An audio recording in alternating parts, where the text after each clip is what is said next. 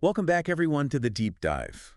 This time, we're taking a look at how one Hong Kong newspaper portrays China through its media coverage. Yeah, we're going to be diving into how a recent research paper actually used AI to analyze this. Okay, so what exactly are we looking at? So basically, the researchers used this really powerful AI called a large language model, Hmm. or LLM for short, to analyze thousands of news articles Okay. from the Oriental Daily News, which is a popular Hong Kong newspaper. So an LLM looking at news articles. Right. And what they found was actually pretty interesting. Okay, I'm intrigued. Nearly 70% of the attitudes that were expressed about China in these articles were Right. positive. Okay, so we're talking about more than just like a basic sentiment analysis, are we? Yeah, exactly. It's way more nuanced than that. Okay. It goes beyond just saying, oh, this article is pro-China or anti-China. Right. Instead, they looked at this framework called the attitude system. The attitude system. Yeah, it breaks down attitudes into all sorts of different categories like emotions,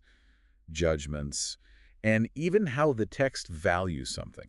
Interesting. So instead of just positive or negative, they're looking at specific emotions. Exactly. They might look at, expressions of happiness or sadness, Mm. judgments of normality or abnormality. Okay, so they're going deep here. They're not just skimming the surface. Absolutely. They're trying to really get at the underlying attitudes that are being conveyed in the text. So this LLM is like this high-tech detective combing through these articles and picking up on all those subtle cues, right? That's a great way to put it. Okay, but before we get too far ahead of ourselves, how do they even train an LLM to do this kind of analysis? This is complicated stuff. We know it all comes down to something called prompt engineering. Prompt engineer. Yeah, basically it's like giving the LLM a set of really specific instructions, Mhm. like a recipe for how to analyze the text and pick up on all those nuanced attitudes. So it's not just a matter of feeding the LLM the articles and saying, go. Exactly. There's a real art to setting these LLMs up for success. So, okay, we've got this LLM, it's trained and ready to go, but how accurate is it? I mean, can it really compete with a human analyst? Well, the results were actually pretty impressive. Okay. The LLM correctly identified attitudes in the text about 80% of the time. 80%. That's almost as good as a human. Right. It was pretty much on par with trained human analysts. Wow. That's amazing. But were there any areas where the LLM kind of stumbled? Yeah, there were definitely some challenges. Okay, what tripped it up? It seems like the LM sometimes overinterpreted one of the categories, Mm-hmm. which is called composition. Composition. It's basically about how well structured something is. Okay. Almost like it was seeing patterns where there weren't any. So I got a little too excited about the structure of the text itself. Yeah, kind of. And on the other hand, it sometimes underinterpreted certain attitudes like security and propriety. Oh, that's interesting. Those seem to be a little trickier to detect. Yeah, I can see how those would be more nuanced. Yeah, it seems like those require a deeper understanding of human psychology and social norms. Okay, so even with all its smarts, the LLM still has some blind spots. Right. But it's still an incredibly powerful tool for understanding how media portrays, certain topics. So we've got this amazing tool, we've trained it up, it's analyzed all these articles from the ODN. Yep. What did it find? What can you tell us about how the ODN is portraying China? Okay, so one thing that really jumped out was the emphasis on connecting with readers on like an emotional level. So instead of just giving like dry facts, Right. the ODN often used language that was designed to evoke feelings in the reader. Okay, so they're not just reporting on what's happening, they're trying to make you feel a certain way about it. Exactly. And this was especially noticeable when it came to their coverage of China. Okay, so how did that play out in terms of those specific attitudes we were talking about earlier? Well, remember how I said that nearly 70% of the attitudes expressed about China were positive? A lot of that was driven by this one specific attitude called inclination. Inclination. Yeah, it essentially highlights China's own position on various issues. Okay, so it's not just reporting on what China's doing, but also emphasizing what China wants to see happen. Exactly. It's like they're giving you China's perspective, their preferred version of events. Interesting. So that inclination attitude was used in a lot of those single attitude expressions. Exactly. And those were fascinating. Okay, and then what about those attitude chains you mentioned? How did those play into this whole thing? Right. So the attitude chains were really interesting because they showed how those individual attitudes were often linked together to create this bigger narrative, Oh, I like that. like a story. Give me an example. Sure. One example that really stood out was how the ODN talked about China's economic growth. Okay. So they start by mentioning, this amazing achievement that China's economy had reached a scale of over 10 trillion yuan. Wow, that's huge. Right. And that immediately triggers this sense of awe, the capacity attitude. Capacity. Like, Right. wow, China is powerful. Hmm. But then they transition seamlessly into talking about how positive the start of the year had been for the Chinese economy. Hmm. And this is where they bring in the happiness attitude. So they're highlighting not just the scale, but also the positive trajectory of China's economic growth. Exactly. And they don't stop there. Okay, where do they go from there? They go on to talk about how a more mature market economy was being formed in China. Hmm. And this brings in the normality attitude. Normality. Yeah, like everything's going according to plan. This is the natural progression of things. Okay, so they're painting this picture of stability and progress. Right. And then finally, they emphasize how this new, more mature economy was strong enough to withstand any shocks. Okay. This is where they bring in this security attitude. Security. So it's like they're saying, don't worry, everything's under control. Precisely. And all of this is happening within the span of just a few sentences. Wow, so it's like this carefully crafted narrative, building from one attitude to the next, subtly guiding the reader toward a particular conclusion. Exactly. And that's the power of these LLMs, Yeah. They help us to see these subtle patterns that we might not even notice consciously. And to understand how language can be used to shape our perceptions in such a sophisticated way. Exactly. But even with all these insights, we have to remember that these LLMs, they're not perfect. Mm-hmm. Right. They're tools, not oracles, right? Exactly. So they can help us see things more clearly, but we still need to use our own judgment to interpret the results. Absolutely. And it's important to remember that they can't fully grasp, the complexities of human understanding. Right. They don't have that lived experience that we do. Exactly. They might miss those subtle cues or, those cultural references Right. that a human would pick up on immediately. So they're like a super-powered intern. They can do amazing things, but they still need a little guidance from a human expert. Exactly. It's about combining the strengths of both, the human and the machine. To get a more complete understanding of what's really going on. Right. So what you're saying is we need to be careful not to overinterpret the LLM's findings and always consider the broader context. Precisely. Well, I think this is a good point for us to pause for now. We've laid the groundwork, and I'm really curious to hear more about those specific examples of how the ODN is portraying China. Yeah, we can definitely dive into that next time. All right, well, join us next time for part 2 of this deep dive, where we'll explore those specific examples in more detail. Looking forward to it. So picking up where we left off, let's take a closer look at those single attitude expressions with inclination that we were talking about. Yeah, those really stood out to me. I'm curious to hear more about how they were used. Well, one example was there was this expression about China hoping to see Okay. a developed and prosperous India playing a more active role in international affairs. So they're not just reporting on China's actions, but they're emphasizing China's desired outcomes. Right. It's like they're subtly presenting China's worldview, Okay, yeah, I see that. their preferred version of events, if you will. Makes you wonder if readers even notice that subtle framing. That's the thing about these subtle techniques, right? Yeah. That they often fly under the radar. True. And speaking of a subtle framing, those attitude chains we talked about, Yeah. that was a really interesting concept. I'd love to hear another example of how those played out in the ODN's coverage. Okay, well, how about we revisit that example we were discussing earlier Okay. about China's economic growth? Yeah, that one was really striking. Okay, so just to recap, they start by highlighting this incredible achievement. Okay. The fact that China's economy had reached a scale of over 10 trillion yuan. Right. Setting the stage with that capacity attitude. Exactly. It immediately evokes this sense of awe. Yeah, you can't help but be impressed by that number. Right. And then they seamlessly shift gears and start talking about, how positive the start of the year had been for the Chinese economy?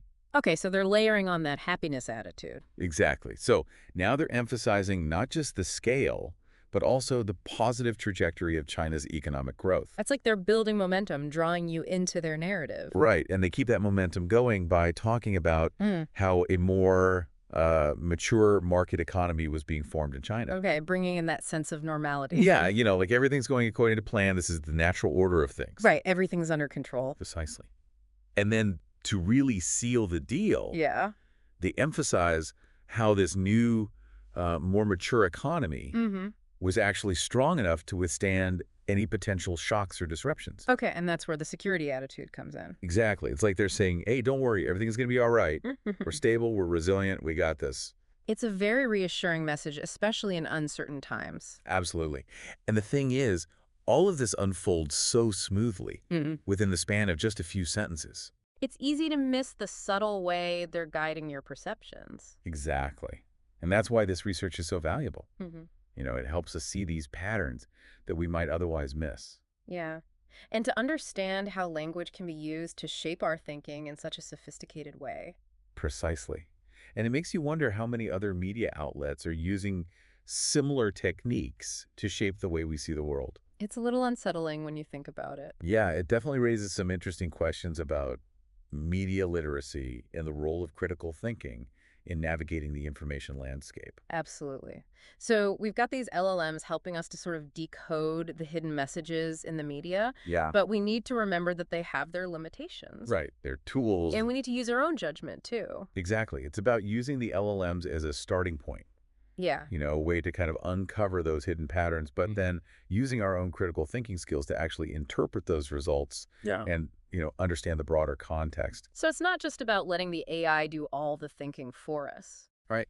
We still need to be active participants in the process, questioning what we're seeing, looking for evidence, and considering alternative explanations. Exactly. And that's what media literacy is all about.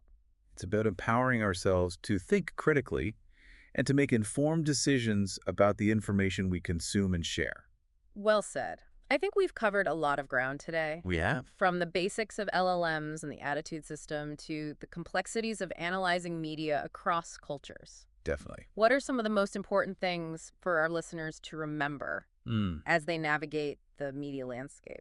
Well, I think the key takeaway here is to be an active and critical consumer of information. Okay. Don't just accept things at face value, Right. Question your sources, consider their motivations, look for evidence to support their claims. It's like being a detective, always searching for clues and piecing together the bigger picture. Exactly. And don't be afraid to seek out different perspectives. Yeah. Read news from a variety of sources, talk to people who have different viewpoints, and challenge your own assumptions. It's about getting out of our own echo chambers and exposing ourselves to different ways of thinking. And that can be uncomfortable at times, It can. but it's also incredibly rewarding. It is. It helps us to grow, learn, and develop a more nuanced understanding of the world. So media literacy is not just about avoiding manipulation, it's about becoming more informed, Right. more engaged, and more open-minded. Exactly. It's about empowering ourselves to think critically Yeah. and to make informed decisions about the information we consume and share. Well, this has really been eye-opening for me. I'm starting to see the media in a whole new light. I'm glad to hear that. And remember, this is just the tip of the iceberg. Yeah. There's so much more to explore in the world of media analysis and how it can help us understand the world around us. Well, before we get lost in that iceberg, I want to touch on something we mentioned earlier. Okay. The limitations of LLMs. Mhm. You mentioned that they might miss cultural references. Oh, yeah. Could you expand on that a little? Sure. So remember, these LLMs are trained on massive amounts of data. Right, huge amounts of text. Right. But that data might not capture the full complexity of human culture, especially across different languages and regions. Okay, so an LLM trained on English texts might not be as good at analyzing something written in, say, Chinese or Arabic. Exactly. It might miss those subtle cultural nuances, idioms, or slang that are really essential for understanding the true meaning of the text. It's like trying to understand a joke in a foreign language. Yeah. You might get the basic words, but you miss the cultural context that makes it funny.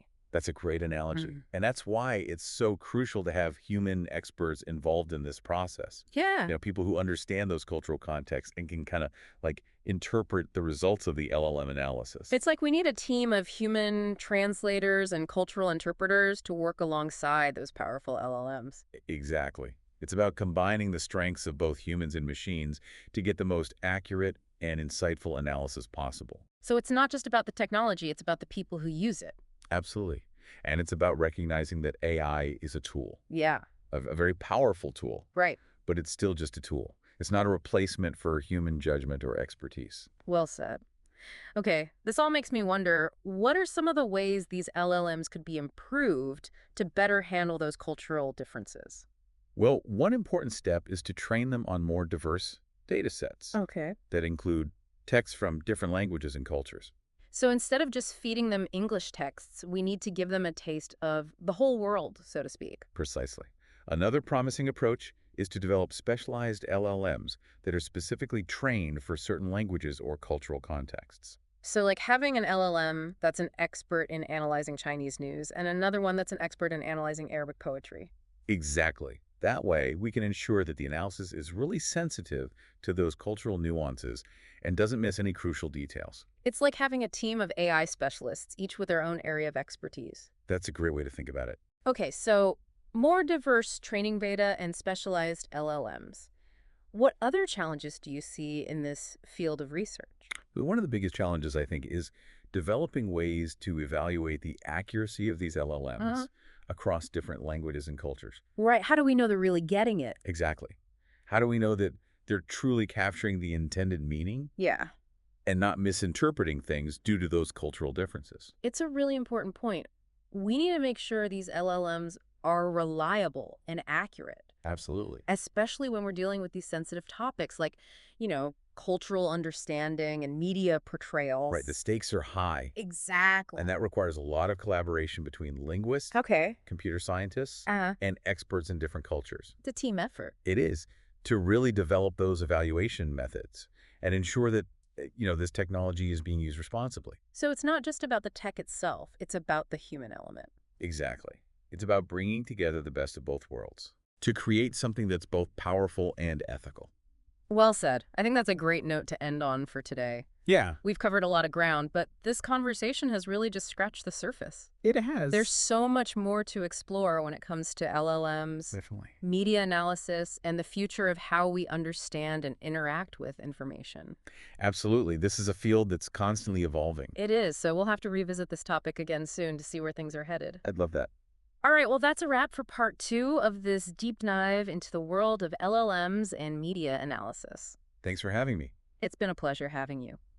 We'll be back next time with part 3, where we'll delve even deeper into the ethical implications of using these powerful tools. Can't wait. So be sure to tune in for that. Until then, stay curious. It's kind of wild to think that even as we're analyzing how media shapes our views, we're also shaping the narrative right here in this discussion. Yeah, it's like this meta level of media literacy. Exactly. So it's not just about being aware of how, those big media companies or governments are trying to influence us. Right. It's also about understanding how we ourselves are part of that process, Exactly. We all have a role to play in shaping the narrative. whether we realize it or not. Right.